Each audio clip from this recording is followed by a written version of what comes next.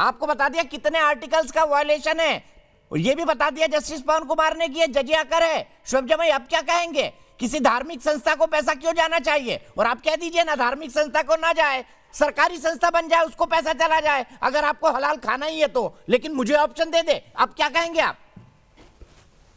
आप तो संविधान के प्रेमी हैं। जस्टिस पवन कुमार की बात को सुन के तो आपको सीधे कहना चाहिए कि बंद हो जाए भाई, हलाल तुरंत बंद हो जाए।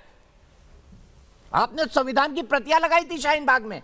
मैं जस्टिस साहब का पॉइंटेड जवाब दे सर मैं जस्टिस साहब का जवाब देना चाहूंगा, 4 पॉइंट में देना चाहूंगा। पहली बात तो जस्टिस साहब ने जो कही कि राइट टू चॉइस, वो तो मैं भी कह रहा हूं, इसमें कोई कंट्रोवर्सी नहीं है। मुझे हलाल खाना है, मेरी चॉइस है, जिसको झटका खाना उसकी चॉइस है, और ये सिग्निफाई करना जरूरी है, पहला पॉइंट।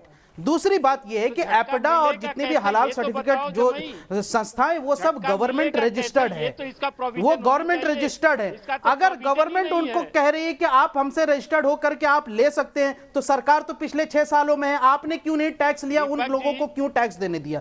दूसरी बात। तीसरी बात यह है कि जितनी भी बड़ी बीफ एक्सपोर्ट की कंपनी है हिंदुस्तान में, उसमें 3 सर चिंता मत करिए सर, मैं जवाब दे रहा हूं। थर्ड पॉइंट कि 3 बड़ी जो बीफ एक्सपोर्ट कंपनियां, वो तीनों के तीनों हिंदू के हैं, नॉन मुस्लिम के हैं। अरबियन स्पोर्ट्स, सुशील कपूर उसके ओनर मुंबई से, MKR food storage company Madan Abbott, PML industries AS Bindra साहब सिख हैं जो चंडीगढ़ से। ये तीनों कितने करोड़ का करते हैं? पिंक रिवॉल्यूशन की बात कर रहा हूं मैं। 10.76 लाख टन 2012 में था, और अभी 19 लाख टन 2019 में है सर। ये सब लोग जो वो किसका है? अल कबीर के बारे में बता दो शोएब जमाई, अधूरी जानकारी क्यों देते हो? इसीलिए तो आप एक्सपोज होते हो बार-बार। हिंदुस्तान बता रहा हूं, हिंदुस्तान की 5 बड़ी एक्सपोर्ट कंपनी से जो टॉप 3 है वो सारे हिंदू के हैं, जिनके नाम मैंने गिनवाए, और वो करोड़ों अरबों का कारोबार करते हैं, बीफ का एक्सपोर्ट करते हैं। मैं दे रहा हूं, जिन कंट्रीज में वो बीफ एक्सपोर्ट करते हैं वहां हलाल की डिमांड है, इसलिए वो हलाल का सर्टिफिकेट मांगते हैं। तो ठीक है ना सर, बिजनेस चलाने के लिए हलाल देना मुझे कोई दिक्कत नहीं है, वरना ऑर्गेनाइजेशन ऑफ कॉमन कंट्री में दे। हिंदुस्तान में जो मेरा ये सवाल है, OIC में पूछे हलाल सर्टिफिकेशन के आधार पर बेचे, पर ये कंपनी बीजेपी को फंड करती है।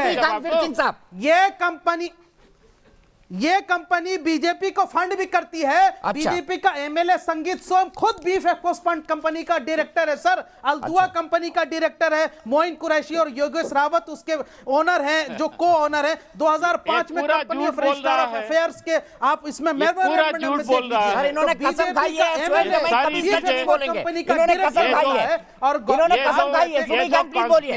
शोएब जमाई आपने बोल दिया करते हैं, ये सब हिंदुओं के नाम पर लाइसेंस लेकर के खुद चला रहे हैं। गौ मांस का कारोबार नहीं करना चाहिए।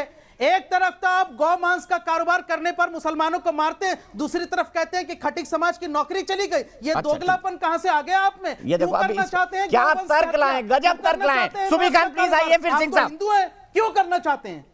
अरे क्यों करना चाहते हैं आप? क्यों करना चाहते हैं बताइए। पर आप मुझे ये नहीं बता पाए अभी तक, ये नहीं बता पाए, ये जमीयत उलेमा हिंद आतंकवादियों के केस क्यों लड़ता है? अरे बता रहा हूं भाई, क्यों लड़ता है आतंकवादियों के केस? चार्टर पर लिखा है उनके। सुबह खान जमीयत उलेमा हिंद का इतिहास उठा देख लो, इन्होंने तो अंग्रेजों के खिलाफ शोएब भाई हो गया प्लीज। सुबोई खान से सवाल पूछा है, मालेगांव जैसा नहीं करते हैं। जमीयत उलेमा हिंद का इतिहास भी जाके उठा के देख लीजिए। यहाँ साध्वी प्रज्ञा जैसी आतंकवादी नहीं पलती, यहाँ कोई गोडसे जैसा आतंकवादी नहीं पलता। जितने भी आतंकवादी हैं टोटल बस हो गया। शोएब जमाई बिहार में बहुत भाषण दिया आपने, एक भी सीट नहीं जीत पाए। बिहार में बहुत भाषण दिए, अपनी पार्टी को डुबोए, आप शांत हो जाइए।